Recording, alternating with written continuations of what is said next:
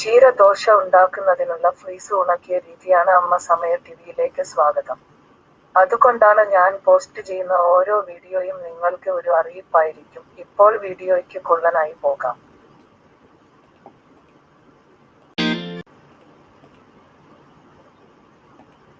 ആവശ്യമായ കാര്യങ്ങൾ: ചീര ഫ്രീസ് ചെയ്യുക, 2 കപ്പ് വേവിച്ച അരി, 1 കപ്പ് പീസ്, 1 ടീസ്പൂൺ ചതകുപ്പ, 1 ടീസ്പൂൺ പയർവർഗ്ഗങ്ങൾ, 2 ടീസ്പൂൺ എണ്ണ, ഉപ്പ് ആവശ്യാനുസരണം.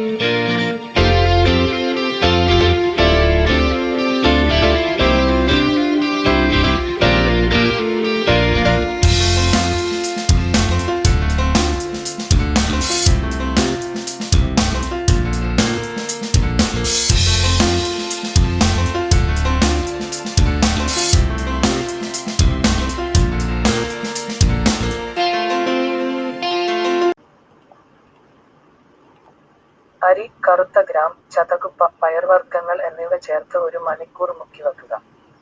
പൊടിക്കുമ്പോൾ അരിഞ്ഞ ചീര വൃത്തിയാക്കി നന്നായി മൂപ്പിക്കുക. അതിനുശേഷം ഉപ്പ് ചേർത്ത് ദോശമാവ് പേസ്റ്റിലേക്ക് ആക്കുക. 7 മണിക്കൂർ പുളിക്കാൻ വിടുക.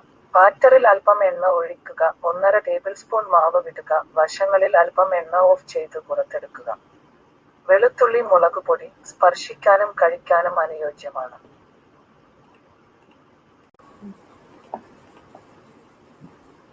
രുചികരമായ ഫ്രീസ് ചീര ദോശ റെഡി. എന്റെ യൂട്യൂബ് ചാനൽ സബ്സ്ക്രൈബ് ചെയ്യാൻ ബെൽ ഐക്കണിൽ ക്ലിക്ക് ചെയ്യുക. നന്ദി.